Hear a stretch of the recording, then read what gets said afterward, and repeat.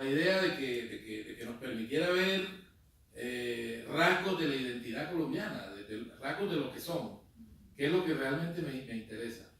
Cuando empecé a hablar con las víctimas, el primero que me encontré se llama Osvaldo Torres, un sobreviviente.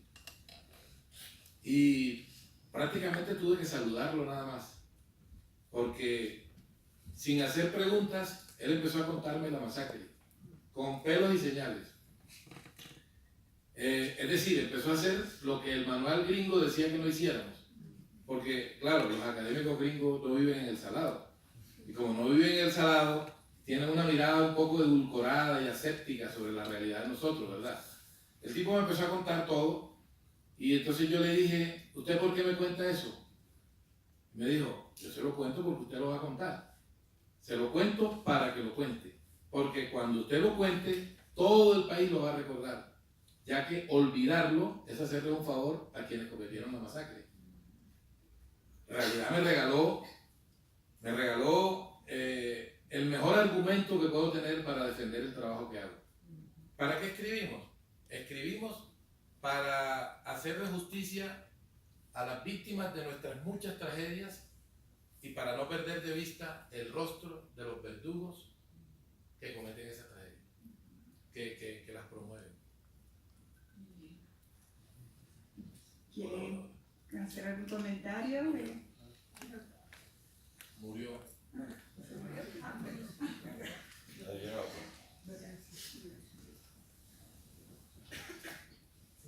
Gracias.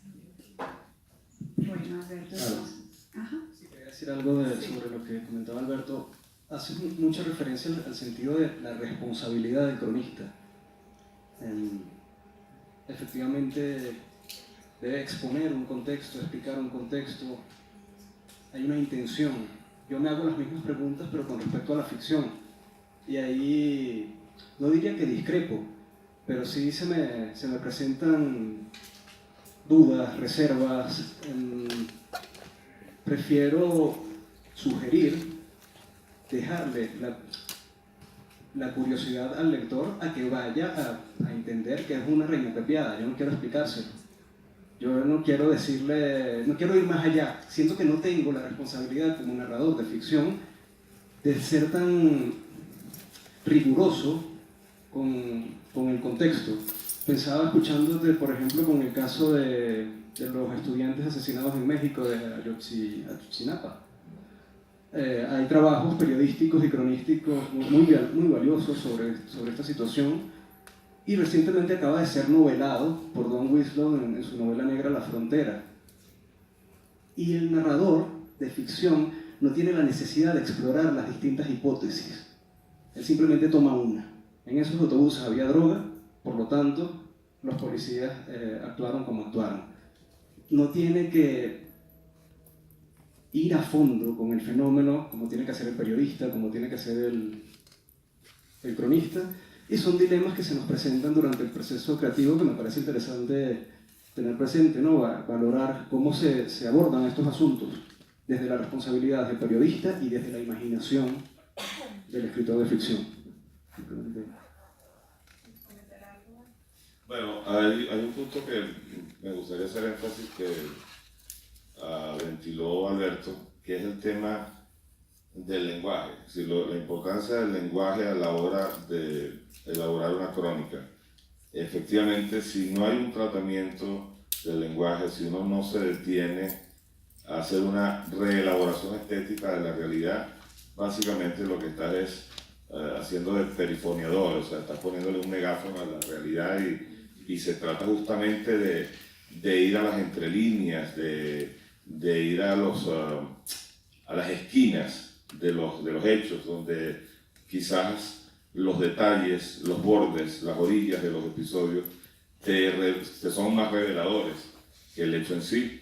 Y ese es uno de los grandes retos, además, cuando uno se enfrenta a episodios que son tan rocambolescos, tan asombrosos, que tú pudieras pensar que con simplemente transcribirlo está el trabajo hecho, pero creo que incluso el que se acerca, el lector que se acerca a leer un cronista, justamente le está pidiendo, necesito que me des más, necesito que sumerjas en el fondo de ese episodio para revelar las aristas, lo invisible de lo que ocurre allí.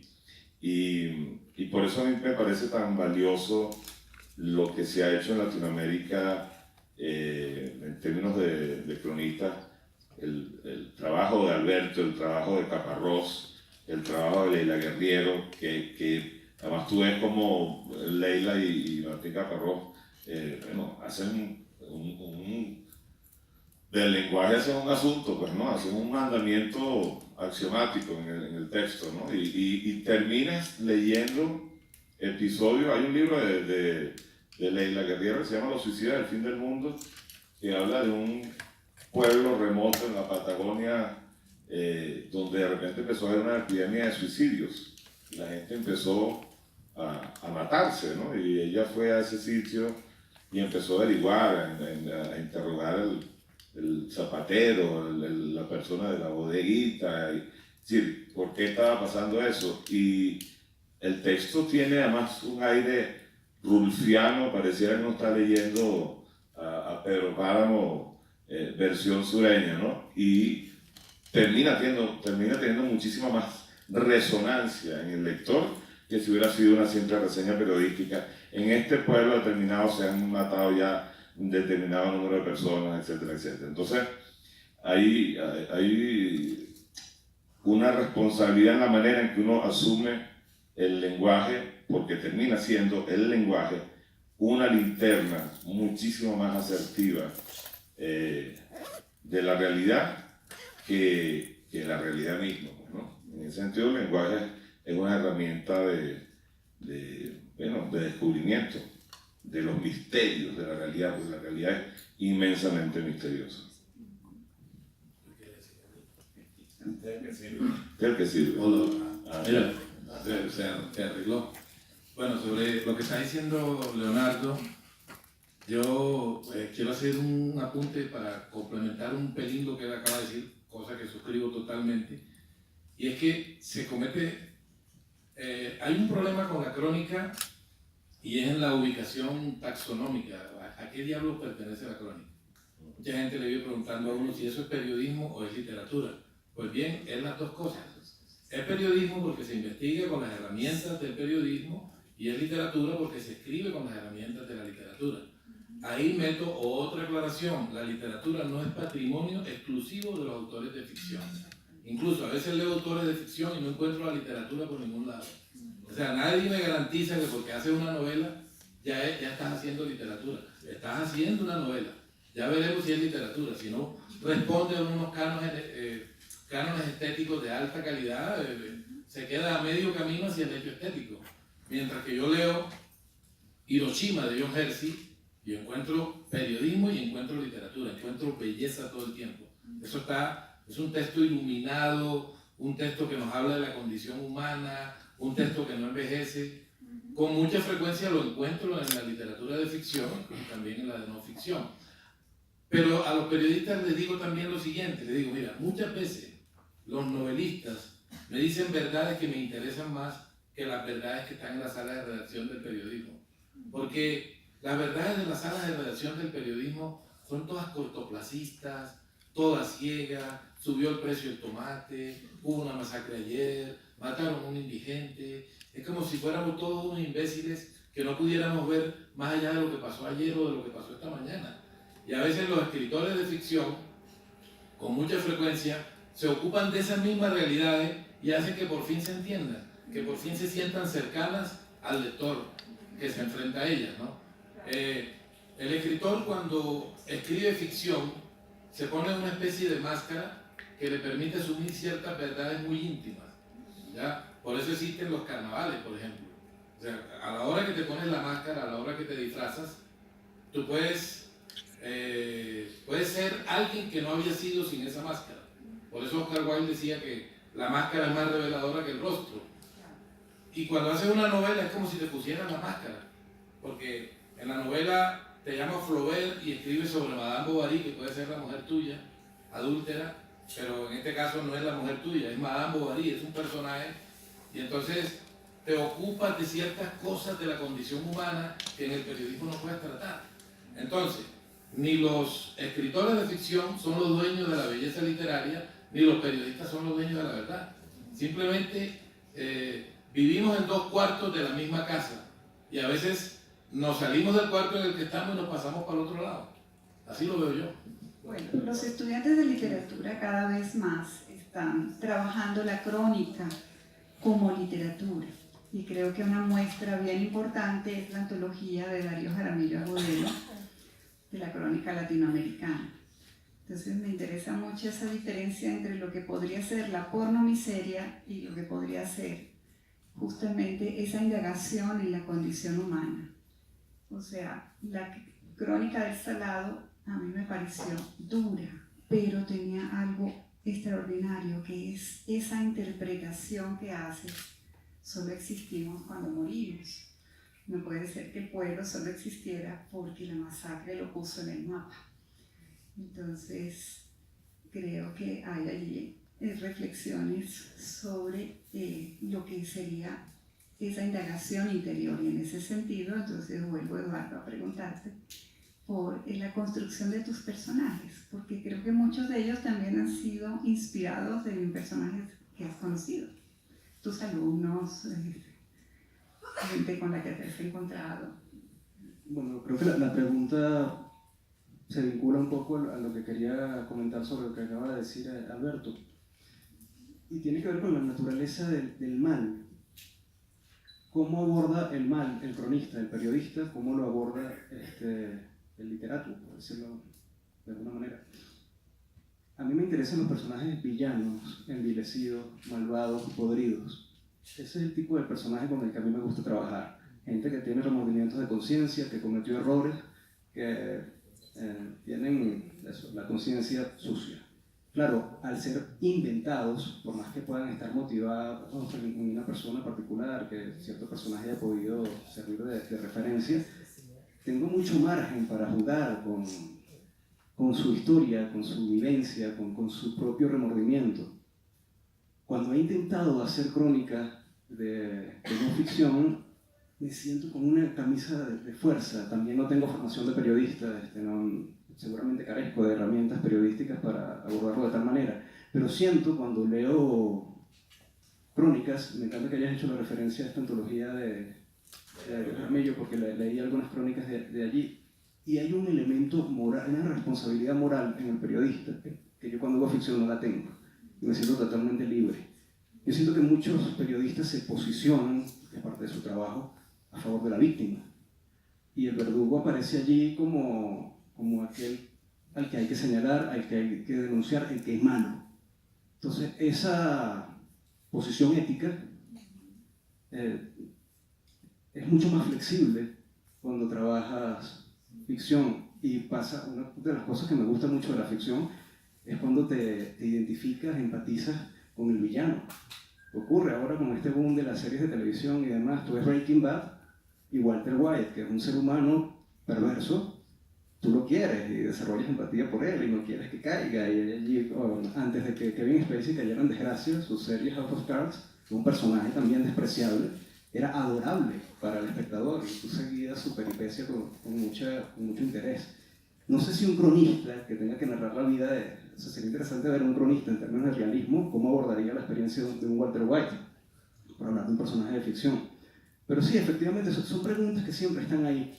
Son preguntas que me hago cuando leo, cuando me toca crear, y me siento muy cómodo trabajando con este tipo de personaje que políticamente incorrecto, malvado, Jezabel. no sé, como en el caso de Jezabel. Jezabel es quizás mi novela que tiene, yo lo planteé así, desde que la editorial sugirió la idea de hacer una novela negra y demás, dije, está bien, a mí me gusta mucho leer novela negra, nunca me había atrevido con el género, siento que es difícil resolver los crímenes y demás, y me pareció un reto muy, muy interesante. Y cuando me enfrenté a la idea, yo quiero que aquí todo el mundo sea malvado y que sea oscuro.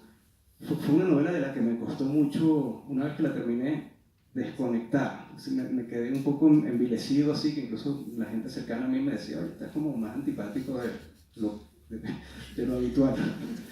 Y efectivamente, estos personajes tenían esa madera negra que, no sé, pregunto, me encanta estar acá con dos cronistas para preguntarles cómo trabajan el mal en sus textos, en sus proyectos narrativos, crónicas. Esa es una pregunta muy interesante. Leonardo. ¿Tú quieres hablar sobre cómo trabaja el mal? No, a ver, yo pienso que te ha faltado seguramente de crónicas, ¿no? Porque si hubieras leído más crónicas desde La Sangre Fría, donde Truman Capote no está narrando desde las víctimas, sino que Está con el todo el tiempo está simpatizando con los asesinos, hasta varias de Leila, donde se pone claramente, no a favor moral de las víctimas, pero sí, perdón, de los verdugos, pero sí les da voz. Yo creo que más que ponerse, por lo menos desde mi punto de vista, a favor del bien o a favor del mal, es contar bien una puta historia y se acabó. O sea, si el tipo es malo, lo cuento, es malo, y si es bueno, es bueno. O sea, yo no me pongo, porque es curioso que tú pretendes ponerte por encima, tú pretendes como decir, no tengo conflicto con darle la voz al mal, pero ya el hecho de que te plantees de entrada esa división taxonómica entre el bien y el mal, se ubica como un políticamente correcto, aunque esté jugando a no serlo. O sea, uno cuando va a contar una historia la cuenta y se acabó. A veces te toca hablar sobre el que mató y a veces sobre el que murió. O sea, yo no veo que haya que hacer esa división. O sea, a veces yo he escrito sobre gente que ha matado y sobre gente que ha muerto. Y las puedo contar perfectamente. Se trata de contarla bien, contarla de manera honesta, de manera sin trampas, porque es que se puede hacer mucha trampa y es fácil leer la trampa del que se quiere poner por encima de la trama, del que quiere forzar la trama para mostrar algo, para mostrarse listo, para mostrar muchas cosas. O sea, yo quiero contar una historia y yo no me pongo nunca por encima de la trama. Yo le doy a la historia lo que la historia me pide que le dé y no más que eso. Porque si le doy más que eso, la fuerzo, la estoy forzando. Ahora, lo otro es lo siguiente. Cuando yo veo Betty Blue, la película esa de los 90, me imagino que la viste, Leonardo. Claro. Yo veo Betty Blue y digo, joder, qué maravilla, pero si puta loca no la quiero en mi casa. Puta loca no la quiero en mi casa. Se ve divina la película, pero en mi casa ni por el puta, me vuelve loco. O cuando veo, claro, yo veía por ahí un poeta, Raúl Gómez Hattin, que era una maravilla. Andaba, no se vestía, andaba andrajoso, olía mal, iba a los recitales de poesía, le pegaba una patada a una mesa, y todos estábamos fascinados con la poesía de Gómez Hattin. Entonces, ¿qué quiero yo en mi casa? Los libros de Raúl Gómez Hattin, pero no los quiero en mi casa. O sea, eso sí lo tengo yo clarísimo. Entonces, si tú vas a escribir como periodista, como escritor de no ficción, vas a escribir sobre el tipo que mató a tu papá.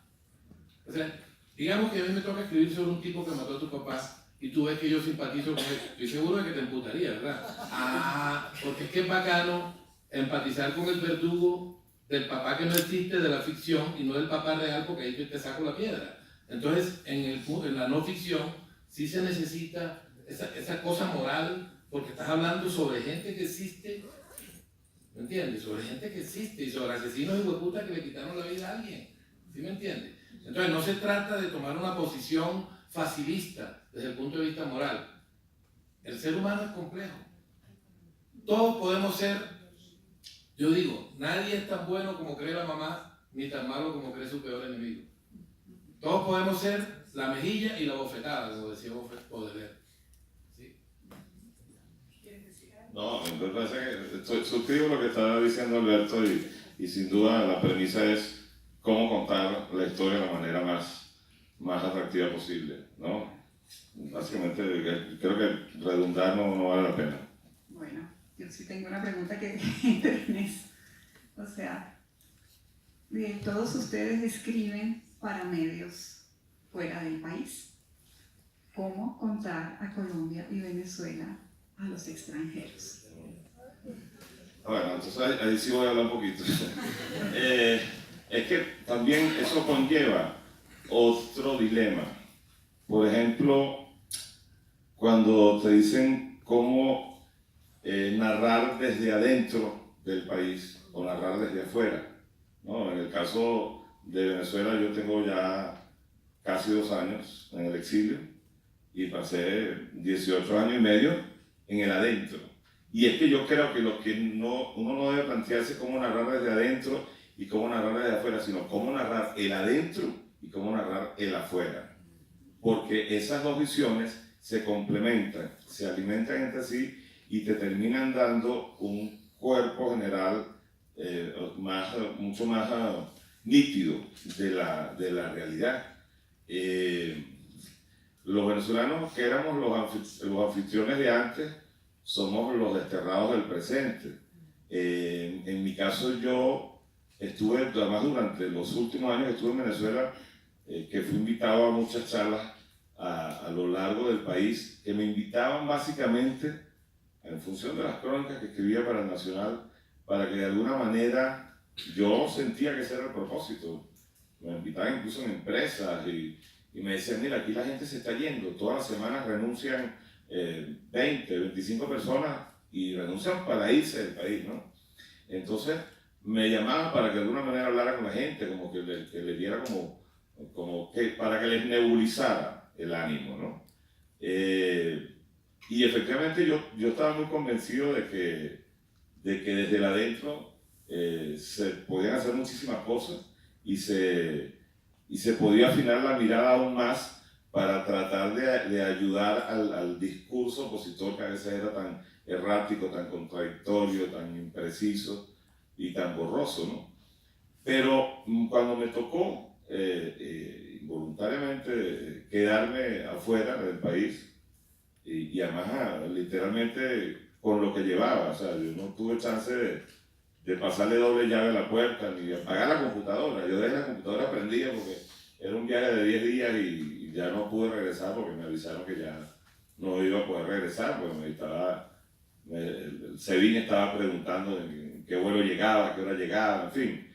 Para mí fue personalmente muy fuerte porque ni siquiera pude hacer el ritual clásico de los venezolanos que se toman la foto con la cronointerferencia de Cruz 10 en el aeropuerto de Maiquetía, que es el símbolo de que ahora pertenezco a la diáspora. Entonces, tuve que empezar un proceso de reconstrucción de mi propia cotidianidad y además de mi mirada narrativa. Pero me empecé a tropezar por todos lados con venezolanos que estaban en mi misma situación desde hace 8 años, desde hace 10 años, porque este capítulo de la diáspora ha tenido varias oleadas, ¿no? En el 2014 hubo una oleada tremenda, en el 2017 hubo una oleada impactante. Se estima, estuve ayer hablando con varias personas de aquí en Colombia, están estimando que posiblemente en los meses que vienen la oleada de migrantes hacia Colombia puede alcanzar el 1 millón de personas. Algunos se irán de largo hacia el sur, más abajo, Perú, Chile, etc. Pero muchos se van a quedar aquí. Entonces, implica comenzar a entender la tragedia, eso, en el afuera también, ¿no? Entonces, a mí me tocó, al principio, confieso, que estuve en un largo periodo de mudez, de silencio, de estupor, o sea, me costaba muchísimo hablar de la tragedia porque la estaba viviendo de repente desde otra situación para la que no me había preparado ni había sido un acto voluntario. Pero me ha ayudado a entender, bueno, lo que ha sido de alguna manera, además, la complejidad de nuestra situación, porque hay una gran cantidad de venezolanos que se han ido que no van a volver. No van a volver así caiga la dictadura, no van a volver porque de repente están reconstruyendo su vida, están teniendo hijos.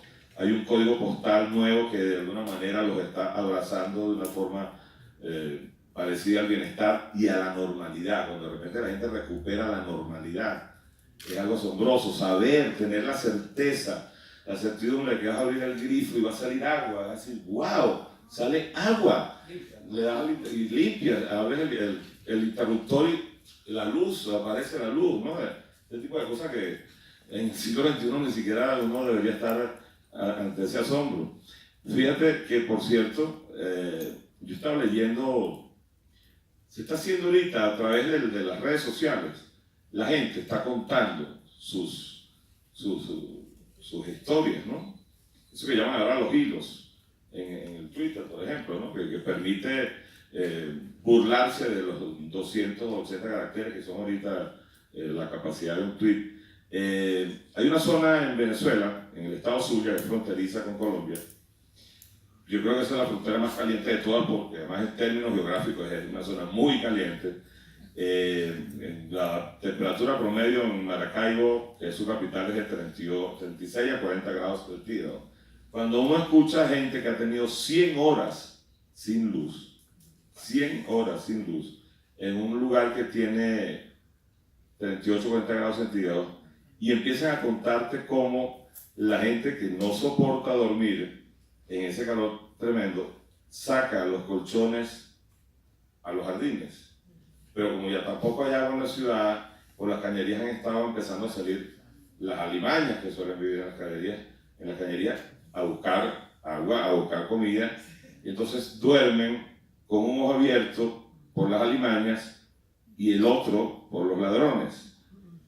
Entonces, cuando llega la luz del sol, están absolutamente devastados, ¿no? Porque y no es una noche, es la siguiente noche y la siguiente noche. Y yo me ha conmovido mucho como el ciudadano común ha comenzado a narrar su propia pesadumbre, ¿no? Y así, con los detalles que le dan mucha corporeidad a la magnitud de la tragedia. Entonces, ese es el adentro. Y el afuera, que tiene toda esa cosa de cómo reconstruirte, de cómo de alguna manera hacer las paces con esa otra persona que eres ahora, con otras coordenadas. A mí, por ejemplo, yo soy muy caraqueño, o sea, tan caraqueño que soy. Mi partido de béisbol, mi equipo de béisbol son los Leones de Caracas, me gradué en el Liceo Caracas, en fin.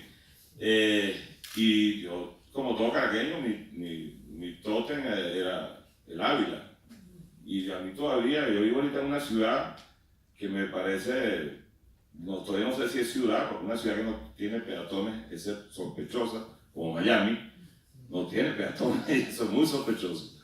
Es una ciudad así, una planicie sobre un pantano, ¿no?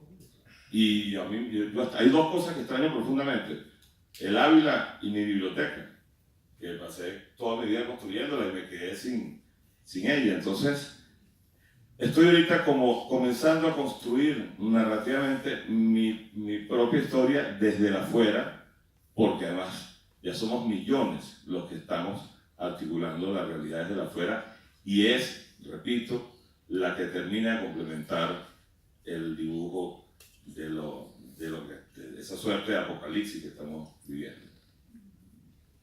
Y cuando te preguntan, no dejamos todavía, cuando te preguntan, no exageran los medios con lo que pasa en Venezuela, o sea, el exterior no entiende. ¿Qué haces? Bueno, a mí particularmente me parece que esa es una mirada bastante mezquina de la gente, ¿no? Nadie quiere ser hiperbólico con una realidad que tiene esos temas. O sea, ese morbo, esa pornomiseria de la que habla Alberto, nadie quiere en realidad contarle, y mucho menos en primera persona.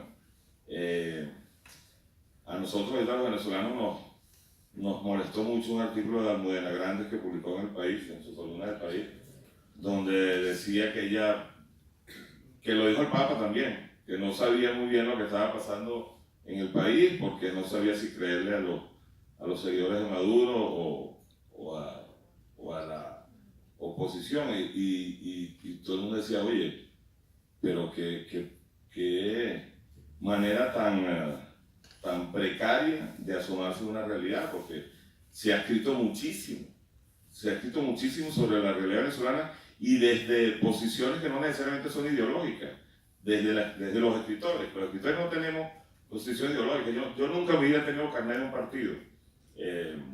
Me ha tocado ocuparme de la política, porque la política se me metió en la nevera en mi casa, y hasta me sacó de mi casa y me sacó del país. Entonces, bueno, aquí hay un asunto personal, bueno, yo me meto contigo también, ¿no? pero en fin, creo que hay opiniones que obviamente hay toda una izquierda romántica en Europa y en Estados Unidos, en algunos círculos de la intelectualidad norteamericana, que siguen viendo el tema, la palabra revolución le generan soñaciones líricas, ¿no? Y siguen creyendo que Cuba es justamente un milagro maravilloso que ocurrió en el planeta, ¿no? Por ejemplo, a mí me pasó con un músico que a mí me gustaba muchísimo, que es Roger Waters, de Pink Floyd, que también estos días empezó a hablar de que en Venezuela no había dictadura. Dice, bueno, obviamente desde esa distancia tan ascética puedes decir eso con una impunidad tremenda. Yo creo que la realidad es demasiado grandilocuente, notoria, estridente, como para negarla. Ahí está la realidad, y estamos los escritores y cronistas poniendo puntos de inflexión sobre la realidad justamente para tratar de borrar imprecisiones en la lectura de esa realidad. Siguiendo más o menos en la línea de Leonardo, yo tengo 11 años de residencia en Madrid y te diría que con Hugo Chávez en vida, esa incredulidad y ese señalamiento que estás exagerando, de que las cosas no están así, estaba mucho más presente. No había un interés real así por saber lo que estaba pasando en Venezuela. Chávez era un personaje como muy simpático, muy raro, muy extrovertido. Entonces Chávez iba a la ONU y decía aquello de ti huele a azufre y era gracioso. Entonces la gente común, el barbero, el taxista en la calle te decía, oye, qué simpático venezolano, ¿no? Oye, qué divertido que se le dijo a Bush aquello y tal. Tenía esa cosa así como muy caricaturesca. Sin embargo, tengo la impresión que desde la llegada de Maduro hay otra mirada. Y en este sector popular, a nivel de calle, la gente te dice, oye, qué terrible, ¿cómo está tu familia? He leído que la cosa está muy fea. Incluso también algunos intelectuales, a pesar de que existe efectivamente esa izquierda romántica, acrítica, que no quiere ver, también hay otros escritores y periodistas intelectuales que se han acercado a la realidad venezolana con mucha más lucidez, con interés. Pienso en Antonio Muñoz Molina, quien presentó un libro de crónicas en la Casa de América de Gisela Rosal Robero y hizo un comentario muy empático, dijo cosas muy comprometidas desde el punto de vista emocional con la realidad venezolana. Él decía, hemos aprendido a reconocer su acento. Ya sabemos identificar el acento venezolano. Nosotros reconocíamos a los argentinos porque en los 70, cuando vinieron para acá, ya era habitual conocer argentinos, así como los chilenos. Para nosotros el venezolano era algo como caribeño, de por ahí. Ahora no. Ahora ya sé quiénes son porque tienen una presencia muy importante en nuestro país y nos gusta escucharlos y hemos aprendido a escucharlos. Pero efectivamente, así como el caso de Almudena Grandes, hay muchísimos en la música,